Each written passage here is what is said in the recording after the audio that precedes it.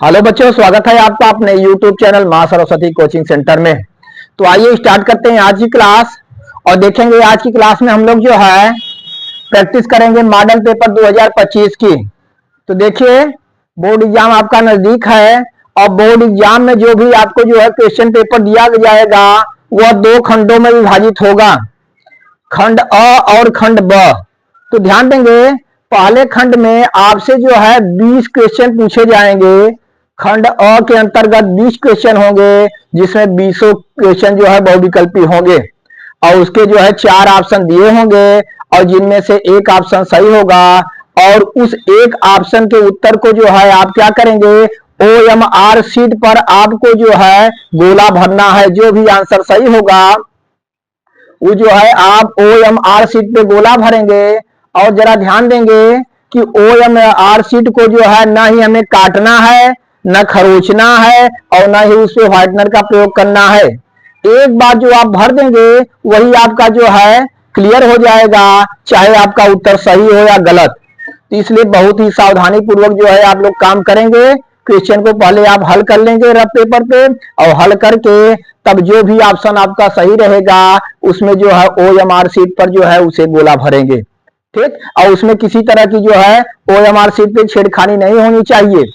तो देखते हैं, आइए देखते हैं मॉडल पेपर का पहला क्वेश्चन हम देख रहे हैं। यदि 26 और 156 का लस है 156 है तो मस का मान है। देखिए, इस तरह से आपसे जो है बोर्ड एग्जाम में क्वेश्चन पूछे जाएंगे। जैसे पहला क्वेश्चन दिया गया है, दो संख्याएं हैं हमारी 26 और 156 और दोनों का एलसीएम अर्थात लस हमें दिया हुआ है 156 और एचसीएफ अर्थात म से पूछ रहा है। और इस तरह से आपके सामने जो है 4 ऑप्शन रहेंगे पेपर में और 4 में से एक ऑप्शन आपका जो है सही रहेगा। उसे ही OMR शीट पे जो है जो भी ABCD जो भी ऑप्शन रहेगा उसे आपको जो है पूरा अच्छी तरह से गोले को भरना है। तो हम देखते हैं, देखिए इसमें कौन सा ऑप्शन आपका सही हो सकता है। हम देखते हैं, हमें जो है पहली संख्या दी हुई है। पहली संख्या ले लिए N1 हमारा 26 है और दूसरी संख्या अर्थात सेकेंड नंबर 156 है। और क्या दिया हुआ हमें, एलसीएम दिया हुआ है। एलसीएम हमें दिया हुआ 156, हमसे एचसीएफ पूछ रहा है कि इसका म से क्या होगा। हम जानते हैं एचसीएफ गुणे LCM equal to first number into second number अर्थात ल से गुणे म से बराबर पहली संख्या गुणे दूसरी संख्या। तो हम यहाँ पे लिख सकते हैं एलसीएम गुणे एचसीएफ बराबर first number into second number. ठीक, एचसीएफ हमें दिया हुआ 156, एचसीएफ हमें ज्ञात करना है, म से ज्ञात करना है। पहली संख्या हमारी 26 है, दूसरी संख्या 156 है। तो एचसीएफ हम निकालेंगे अर्थात म से 26 गुणे 156 बटे 156, यहाँ बटे के रूप में आ जाएगा 156 और 156 से हम क्या कर दे रहे हैं, डिवाइड हो गया। तो एचसीएफ हमारा क्या आ गया, एचसीएफ हमारा 26 आया। इस तरह से यहाँ ऑप्शन में हम चेक करेंगे और हम देख रहे हैं हमारा बी वाला ऑप्शन सही है क्योंकि बी में हमें 26 दिया हुआ है।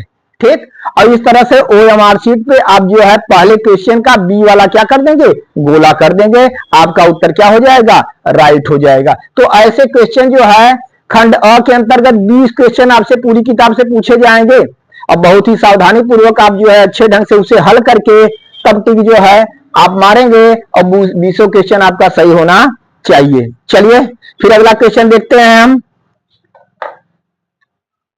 इस तरह से इसका एचसीएफ हमारा कितना आया, 26। देखिए हम दूसरा क्वेश्चन देख रहे हैं।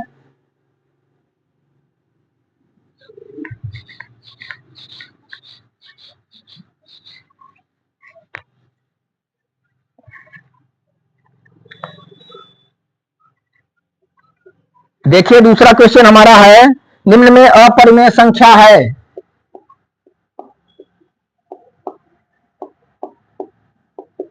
निम्न में अपरिमेय संख्या है।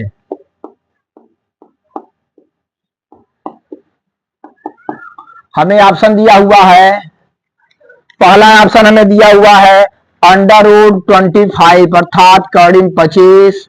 दूसरा ऑप्शन हमारा है 5 कड़ी में 5 माइनस कड़ी में 3, और तीसरा ऑप्शन है ए एवं बी दोनों, ए एवं बी दोनों दिया है, और चौथा ऑप्शन हमें डी क्या दिया हुआ है, इनमें से कोई नहीं, इनमें से कोई नहीं। जरा ध्यान देंगे आप, हमारा क्वेश्चन था निम्न में अपरिमेय संख्या है, तो आपको सबसे पहले ही जानना होगा कि अपरिमेय संख्या किसे कहते हैं। परिमेय संख्या के बारे में आप जान चुके हैं, वे संख्याएं जिन्हें हम p बटे q के रूप में व्यक्त कर सके, जहां q नॉट इक्वल टू 0 अर्थात q 0 के बराबर ना हो, वो परिमेय संख्याएं कहलाती हैं। यहाँ पे आपसे अपरिमेय संख्या पूछा गया, तो अपरिमेय संख्या में देखेंगे ऐसी संख्याएं हम देख रहे हैं जिन्हें जो है वो कौड़ी से बाहर न हो पाए, उन संख्याओं को हम अपरिमेय कहेंगे, अर्थात जिन्हें p बटे p q के रूप में व्यक्त न कर पाए। यहाँ पे हम देख रहे हैं, यहाँ ऑप्शन के थ्रू आप जो है देखेंगे, पहला है अंडर रूट 25, तो अंडर रूट 25 है तो 25 का वर्गमूल क्या हो जाएगा 5, 25 का वर्गमूल 5 है, अर्थात यह एक परिमेय संख्या है। फिर हम दूसरा ऑप्शन देखते हैं, हमारा दूसरा ऑप्शन था 5 माइनस अंडर रूट 3, 5 माइनस कौड़ी में 3, यहाँ पे हम देख रहे हैं कौड़ी में 3 जो है कौड़ी से बाहर नहीं हो पाएगा, क्योंकि कौड़ी में 3 अभाज्य संख्या, इसका फैक्टर भी नहीं हो पाएगा और यह कौड़ी से बाहर नहीं हो पाएगा। यहाँ पे हम देख रहे हैं 5 तो परिमेय संख्या है, लेकिन कौड़ी में 3 अपरिमेय संख्या है, और परिमेय तथा अपरिमेय संख्याओं का योग या अंतर अपरिमेय संख्या ही होता है।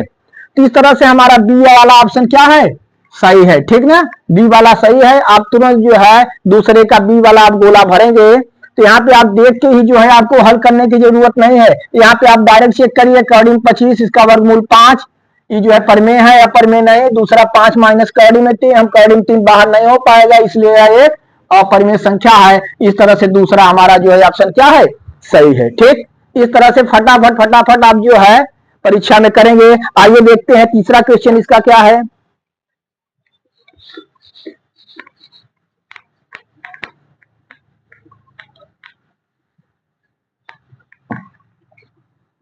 तीसरा क्वेश्चन हमारा है, रेखाओं x माइनस 2 बराबर 0,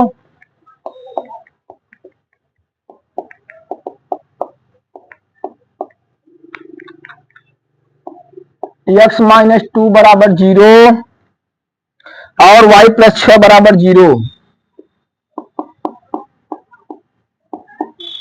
y प्लस 6 बराबर 0 का प्रतिच्छेद बिंदु है।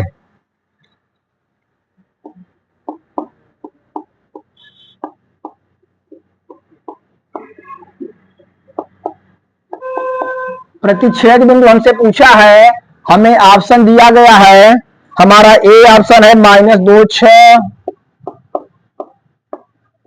बी वाला ऑप्शन हम देखेंगे 2 0, तीसरा ऑप्शन हमारा है 0 माइनस 6, और चौथा ऑप्शन हमें दिया हुआ 2 माइनस 6। देखिए इसमें हमसे पूछा जा रहा है रेखाओं x माइनस 2 बराबर और y प्लस 6 का प्रतिच्छेद बिंदु। प्रतिच्छेद बिंदु अर्थात जो है जो भी हमें रेखाएं दी गई हैं उनका हम हल करेंगे, अर्थात वो रेखाएं एक दूसरे को जहां पे क्रॉस करेंगी वही उनका प्रतिच्छेद बिंदु होता है, ठीक ना, वही क्या होगा, उनका प्रतिच्छेद बिंदु होगा। अर्थात इनका हल हम देखेंगे, तो यहाँ पे हम देख रहे हैं x माइनस 2 बराबर 0, x माइनस 2 बराबर 0, तो x बराबर हमारा क्या आया 2 आया, और क्या है y प्लस 6 बराबर 0 हमें दिया हुआ है, तो y बराबर क्या आया -6। अर्थात हम इन रेखाओं का जो है अगर हल देख रहे हैं तो हमें क्या प्राप्त हो रहा है, x की वैल्यू 2 और y की वैल्यू -6, 2 और -6। आप देख रहे हैं कि इन दो रेखाओं का हल क्या हुआ 2 और -6, ठीक ना, तो अर्थात जो है इनका प्रतिच्छेद बिंदु क्या होगा, हमारा डी वाला ऑप्शन सही है 2 -6, ठीक। इस तरह से आप डी वाले को क्या कर देंगे, सही करेंगे। फिर चलिए आगे बढ़ते हैं, अगला क्वेश्चन।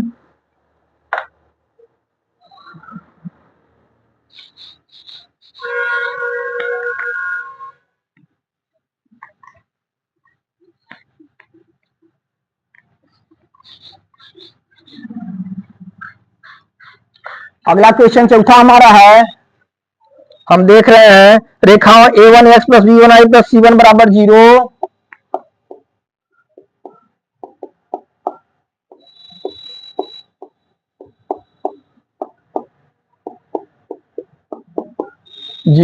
तथा a2x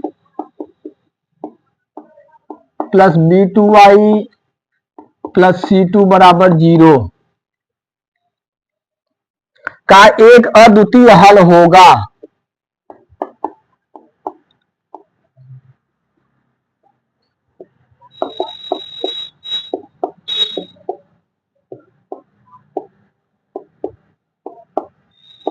एक अद्वितीय हल होगा, हमें ऑप्शन दिया है। पहला ऑप्शन है हमारा a1/a2 बराबर b1/b2। दूसरा ऑप्शन b2/b1 बराबर c1/c2। ऑप्शन तीसरा हम देखेंगे a1/a2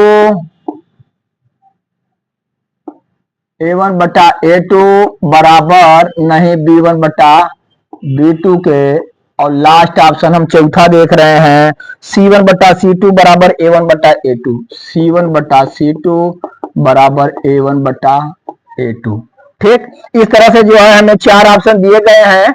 जरा ध्यान दीजिए, रेखाओं a1x plus b1y plus c1 बराबर 0 तथा a2x plus b2y plus c2 बराबर 0 का जो है एक अद्वितीय हल होगा। एक अद्वितीय हल कब होगा, जरा ध्यान देंगे। तीन कंडीशन होता है। पहला कंडीशन, यदि a1/a2 बराबर नहीं b1/b2 के, तो रेखाएं एक दूसरे को क्या करती हैं, प्रतिच्छेद करती हैं, और उस कंडीशन में समीकरण का क्या होता है, एक अद्वितीय हल होता है। कैसा हल होता है, एक अद्वितीय हल होता है। तो हम देख रहे हैं यहाँ पे इस तरह से का कौन सा ऑप्शन मिल रहा है आपका, ऑप्शन नंबर सी आपका सही है। ठीक, जब भी पूछा जाए कि समीकरण का एक अद्वितीय हल होगा या रेखाएं एक दूसरे को प्रतिच्छेद करेंगी, कौन सा कंडीशन लागू होगा, तो हम देखते हैं a1/a2 बराबर b1/b2। ठीक, तो इस तरह से हम देख रहे हैं हमारा सी वाला ऑप्शन क्या हुआ, सही हुआ। इस तरह से आगे हम बढ़ते हैं। अगला क्वेश्चन हम देखते हैं।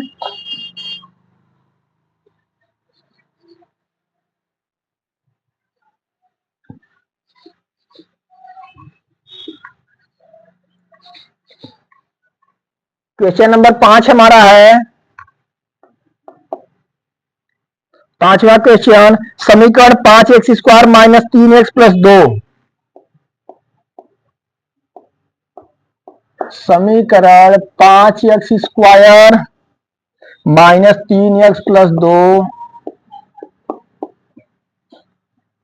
के मूलों का योग होगा।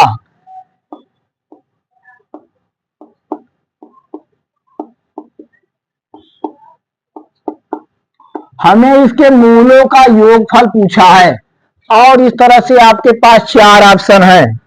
पहला ऑप्शन है 3/5, दूसरा हम देखते हैं -3/5, और तीसरा देखते हैं 2/5, चौथा है -2/5। ठीक, हमें समीकरण दिया हुआ है 5x² plus 3x plus 2। 5x² minus 3x, 5x² minus 3x plus 2 है 5x² माइनस 3x प्लस 2। ठीक, और जो है इस समीकरण का हमें क्या निकालना है, मूलों का योग निकालना है। ठीक, तो मूलों का योग हम देखते हैं, मूलों का योग अल्फा प्लस बीटा बराबर होता है -b/a, और मूलों का गुणनफल अल्फा इंटू बीटा हम देखते हैं क्या होता है, c/a।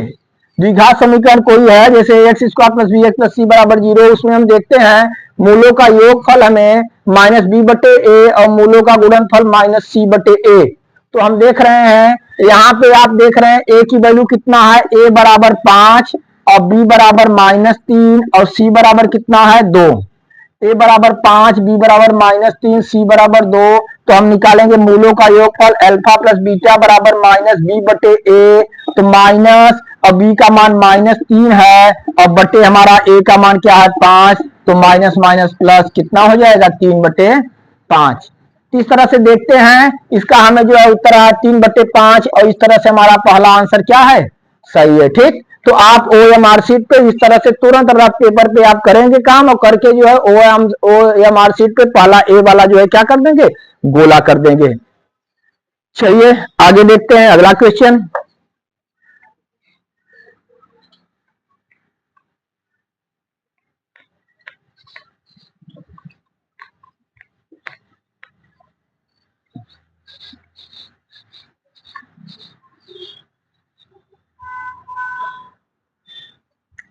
क्वेश्चन छठा हमारा है, हम देख रहे हैं, यदि शांत जल में नाव की चाल 8 किलोमीटर प्रति घंटा है, यदि शांत जल में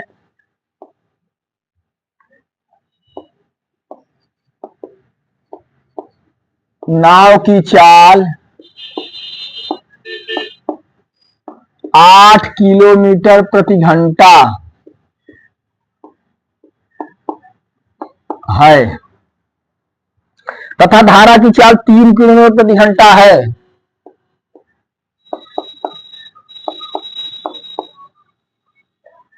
धारा की चाल 3 किलोमीटर प्रति घंटा है, तो धारा के विपरीत नाव की चाल है।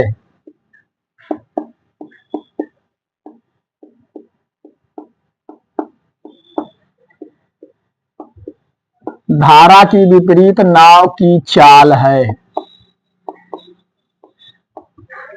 आपका ऑप्शन दिया हुआ है 11 किलोमीटर प्रति घंटा,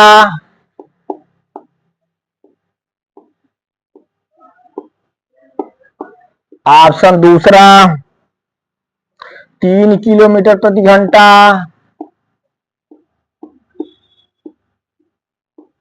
ऑप्शन सी हम देखेंगे 5 मीटर पर सेकंड,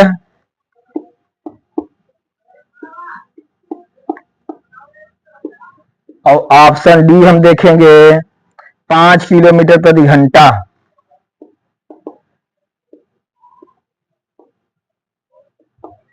चलिए हम देखते हैं, तो हमें दिया हुआ है शांत जल में नाव की चाल 8 किलोमीटर प्रति घंटा है।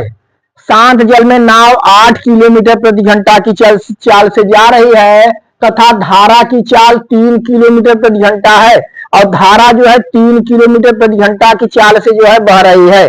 इसमें पूछा गया है धारा के विपरीत नाव की चाल। जब धारा नहीं बह रही है तब शांत जल में नाव की चाल कितना है, 8 किलोमीटर प्रति घंटा, और जो है 3 किलोमीटर की चाल से 3 किलोमीटर प्रति घंटा की चाल से धारा बह रही है, तो जब नाव धारा के विपरीत जाएगी तो जो है उतना माइनस हो जाएगा। धारा की चाल जो है नाव शांत जल में नाव की चाल से क्या हो जाएगी, माइनस हो जाएगी, क्योंकि धारा उतना धक्का देगी तो नाव की चाल क्या हो जाएगी, नाव की चाल कम हो जाएगी। जैसे यदि हम जो है साइकिल से जाते हैं और अगर हवा बह रही है, जिस तरफ हवा बह रही है उसी दिशा में हम जाते हैं तो हमारी चाल जो है क्या होती है, बढ़ जाती है, हमारी चाल और प्लस जो है हवा की चाल। लेकिन जब हम हवा के विपरीत आते हैं तो हमारी चाल घट जाती है, हमारी चाल माइनस हवा की चाल हो जाती है। ठीक उसी तरह से शांत जल में नाव की चाल में से धारा की चाल घटा देंगे तो धारा के विपरीत नाव की चाल मालूम हो जाएगी। तो हम लिखेंगे धारा के विपरीत नाव की चाल, धारा के विपरीत नाव की चाल आप देखेंगे, नाव 8 किलोमीटर प्रति घंटा की चाल से जा रही है लेकिन धारा उसे 3 किलोमीटर प्रति घंटा की चाल से धक्का दे रही है, तो हम माइनस कर देंगे 8 माइनस 3 बराबर हमारा उत्तर आया 5। जरा ध्यान देंगे आप, 5 यहां भी है और 5 यहां भी है, सी में भी 5 दिया है, डी में भी 5 दिया है, लेकिन यहाँ पे आप मात्रक देख रहे हैं कि धारा की और शांत जल में नाव की चाल ये दोनों किलोमीटर प्रति घंटा में है, इसलिए हमारा उत्तर ही सही होगा किलोमीटर प्रति घंटा। और किलोमीटर प्रति घंटा देखेंगे किस ऑप्शन में है, डी ऑप्शन में है, इसलिए डी वाला ऑप्शन सही होगा। कभी कभी हम जल्दबाजी में जो है हम मौखिक हल कर देते हैं। 8 माइनस 3 तुरंत 5 आया हमारा आंसर। और हम देखते हैं यहाँ पे सी पे, हम देखते हैं पहला ऑप्शन हमें 5 दिखा और तुरंत हम ओएमआर शीट पे गोला भर दिए 5। हम उसका मात्रक ध्यान नहीं दिए। अब मात्रक ध्यान नहीं देंगे तो हमारा उत्तर क्या हो जाएगा, गलत हो जाएगा, क्योंकि यहाँ पे 5 मीटर पर सेकंड दिया हुआ है। जल्दबाजी में तुरंत हम जो है सी ऑप्शन जो है क्या कर देंगे, गोला भर देंगे। तो इस तरह से आपको जो है पूरा क्वेश्चन ध्यान से पढ़ना है और ध्यान से पढ़ करके और उसके बाद जो है जो भी हमारा आंकिक मान है उसे देखेंगे। उसके बाद जो भी उसका मात्रक दिया है उसे भी आप ध्यान देंगे। जैसा कि इसमें 5 किलोमीटर प्रति घंटा है, इसलिए जो है हमारा डी वाला ऑप्शन क्या है, सही है। चलिए आगे देखते हैं अगला क्वेश्चन। क्वेश्चन नंबर 7 हम देखेंगे।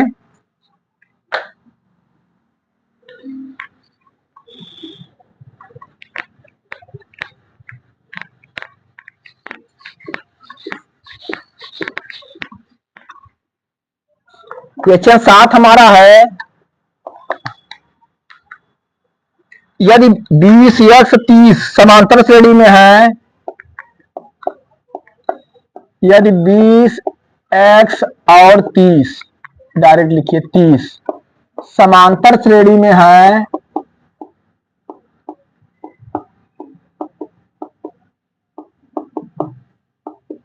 समांतर श्रेणी में है तो x का मान है,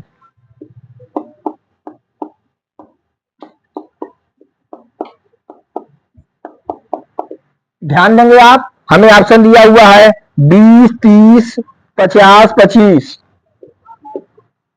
20, 30, तीसरा ऑप्शन 50 और चौथा ऑप्शन कितना, 25, ठीक ना। पहला ऑप्शन 20, दूसरा 30 और जो है चौथा 50 और तीसरा 50 और चौथा डी 25 हमें दिया डी वाला। ध्यान देंगे 20x और 30 किस श्रेणी में है, समांतर श्रेणी में है, तो x का मान हमसे पूछ रहा है। जरा ध्यान देंगे, इस तरह से अगर आपको क्वेश्चन दे दिए गए 20x और 30, इस तरह से क्वेश्चन दे दिए गए, यहाँ पे 3 पद अगर आपको दिए गए हैं और बीच वाला पद जो है विलुप्त है, बीच वाला पद अज्ञात है, उसे ज्ञात करना है, तो क्या कर देंगे आप, तुरंत इस तरह से करिए, x बराबर पहला और तीसरा पद जोड़ करके और इसके बट्टे 2 कर दीजिए। तो x बराबर 20 प्लस 30 बट्टे 2 तो आ जाएगा 50 बट्टे 2, आप डिवाइड कर देंगे कितना आ जाएगा, 25 आ जाएगा।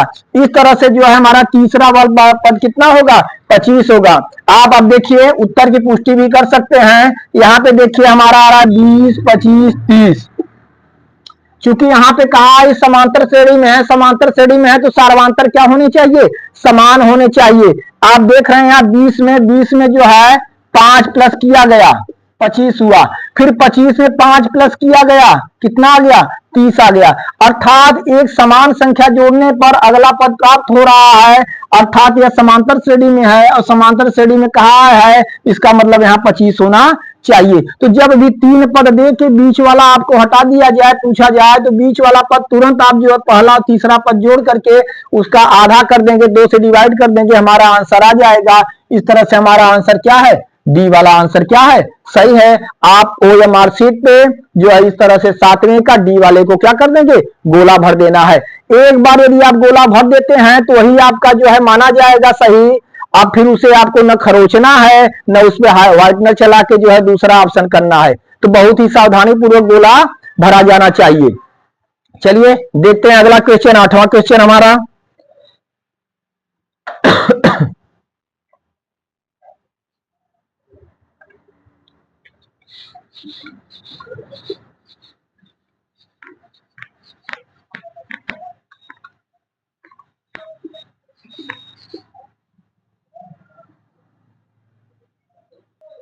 तो देखिए हमारा जो है 8वां क्वेश्चन है, 2 बिंदुओं 2, 3 और 4, 1 के बीच की दूरी होगी। हमें दिया है ऑप्शन पहला 2, दूसरा 2 कौड़ी में 3, तीसरा 2 कौड़ी में 2 और चौथा 3।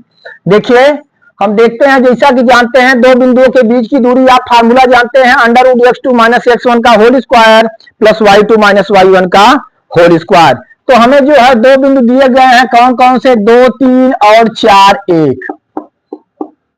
2, 3 और जो है 4, 1 2 बिंदु हमें दिए गए हैं। तो हम पहले में ले लेते हैं x1 बराबर 2, y1 बराबर 3 और x2 बराबर 4, और y2 बराबर क्या है 1। तो दो बिंदुओं के बीच की दूरी वाला आप फार्मूला जानते हैं, जैसा कि आपको हम बताए, under root x2 minus x1 का whole square plus y2 minus y1 का होल स्क्वायर। तो आप देख रहे हैं x2 कितना है 4, 4 माइनस 2, x1 2 है, 4 माइनस 2 का होल स्क्वायर प्लस 1 माइनस 3 का होल स्क्वायर। आप देखेंगे यहाँ पे 4 में से 2 को घटाएंगे 2 का स्क्वायर प्लस 1 में से 3 जाएगा माइनस 2 का स्क्वायर। और इस तरह से जो है हम देखते हैं यहाँ पे आया हमारा 2 का स्क्वायर 4 और प्लस माइनस 2 का स्क्वायर भी कितना होगा 4 और 4 4 कड़ी में 8 हमारा हुआ। हम इसका फैक्टर करेंगे 2 दूना 4 दूना 8, इस तरह से 2 का जोड़ा बन रहा है हमारा, तो बचा 2 कड़ी में 2। इस तरह से हमारा उत्तर कितना है 2 कड़ी में 2। और ऑप्शन में देख रहे हैं कौन सा आपका ऑप्शन सही है, आपका सी वाला ऑप्शन सही है, क्योंकि सी में दिया है 2 कड़ी में 2। तो इस तरह से दो बिंदुओं के बीच की दूरी हम ज्ञात किए। तो आप जो है वहां पे रफ पेपर पे क्या करेंगे, रफ वाले भाग पे तुरंत जो है आप इसे हल करेंगे। बहुत ही जो है आसान तरीका है और फार्मूला आपको मालूम है, उस पर हल करके तुरंत जो भी ऑप्शन आएगा, जो भी आपका उत्तर सही आएगा, उस ऑप्शन को आप क्या करेंगे गोला भर देंगे। तो ऐसे क्वेश्चन बोर्ड एग्जाम में आपसे पूछे जाएंगे और आपको इसकी पूरी अच्छी तरीके से प्रैक्टिस कर लेनी है। चलिए अगला क्वेश्चन हम देखते हैं।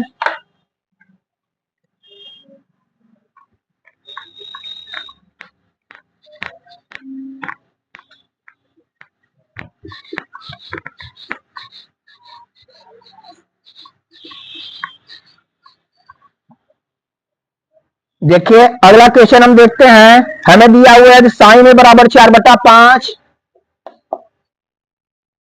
9वां क्वेश्चन हमारा, यदि साइन ए बराबर 4/5 तो tan ए का मान है।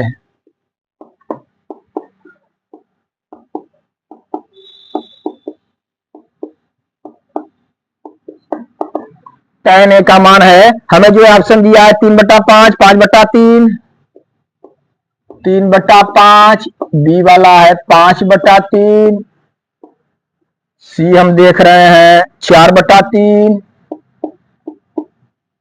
और लास्ट वाला ऑप्शन हमें दिया हुआ 3/4। चलिए तो इसे हम देखते हैं। हमें मालूम है साइन ए बराबर 4/5, साइन ए बराबर 4/5 हमें ज्ञात है, हमें tan ए निकालना है। तो जो है आप जो है त्रिकोणमिति में क्या करेंगे, अगर ऐसा क्वेश्चन आपसे पूछा जाता है तो तुरंत आप सबसे पहले एक समकोण त्रिभुज बनाइए, ठीक। और साइन ए बराबर होता है लंब बटे कर्ण, क्या होता है लंब बटे कर्ण। आप यहाँ पे क्या करेंगे, लंब जो है आपका बीसी है, यहाँ 4 रखेंगे, कर्ण कितना है एसी 5 रखेंगे, ठीक। अब हमें क्या ज्ञात करना है, आधार ज्ञात करना है। यदि आधार जो हमें मालूम हो जाए तो tan ए की वैल्यू हम ज्ञात कर सकते हैं। पाइथागोरस प्रमेय से आप जानते हैं आधार स्क्वायर बराबर होता है कर्ण स्क्वायर माइनस लंब स्क्वायर। तो ए बी स्क्वायर बराबर A C square minus B C square. तो ए बी स्क्वायर बराबर आप देख रहे हैं ए सी कितना है 5 है, हम 5 का स्क्वायर करेंगे, माइनस बी सी हमारा कितना है 4, 4 का स्क्वायर करेंगे। A B square equal to 5 बचे कितना हुआ 25 माइनस 4 चौके 16। ए बी स्क्वायर बराबर 25 में से 16 घटा देंगे 9, ए बी की वैल्यू क्या आ जाएगी अंडर रूट 9 बराबर 3। तो हमें कितना मालूम हो गया, हमें ए बी जो है 3 प्राप्त हो गया। 3 प्राप्त हो गया। tan ए आप जानते हैं tan ए का फार्मूला क्या होता है, tan ए बराबर होता है लंब बटे आधार, लंब बटे आधार। यहाँ पे लंब आपका कितना है 4 और आधार कितना है 3, ठीक। लंब जो है 4 आधार 3। इस तरह से आपका कौन सा ऑप्शन मिल रहा है, हम देख रहे हैं सी वाला ऑप्शन मिल रहा है 4/3। तो साइन ए बराबर 4/5, तो tan ए बराबर क्या होगा 4/3 होगा। और इस तरह से आपका जो भी आंसर सही रहेगा तुरंत आप OMR शीट पे उसे क्या करेंगे, उस ऑप्शन को गोला कर देंगे, ठीक ना, गोला उसके भर देंगे। चलिए आगे देखते हैं अगला क्वेश्चन, 10वां क्वेश्चन हम देखते हैं।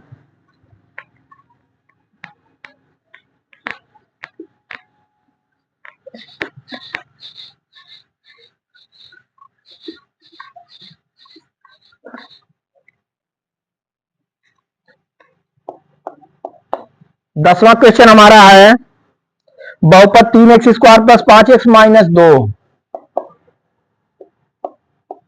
बहुपद 3x² माइनस 5x प्लस 2।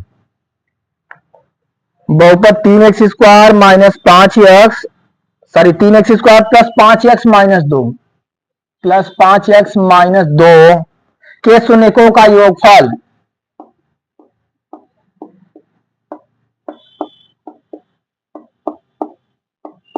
शून्यकों का योगफल होगा। ठीक ना।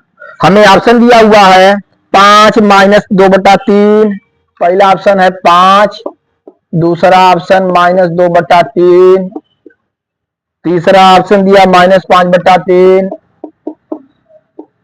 और लास्ट वाला ऑप्शन दिया हुआ 3/5। ठीक ना। देखिए अभी आपको हम बता चुके हैं, इसमें पूछा है हमें शून्यकों का योगफल, द्विघात बहुपद दिया हुआ है। द्विघात बहुपद हमारा 3x² प्लस 5x माइनस 2 है और शून्यकों का योगफल पूछा है। जैसा कि आपको हम बताए थे शून्यकों का योगफल हमारा होता है, शून्यकों का योगफल अल्फा प्लस बीटा। शून्यकों का योगफल हमारा होता है -b/a। क्या होता है? -b/a। तो आप देखेंगे यहाँ ax² plus bx plus c से तुलना करेंगे तो आप देख रहे हैं a बराबर आपको मालूम हुआ 3, a बराबर 3, b बराबर 5 और c बराबर -2। इस तरह से जो है आपको जो है a b c के मान प्राप्त हुए। ठीक ना।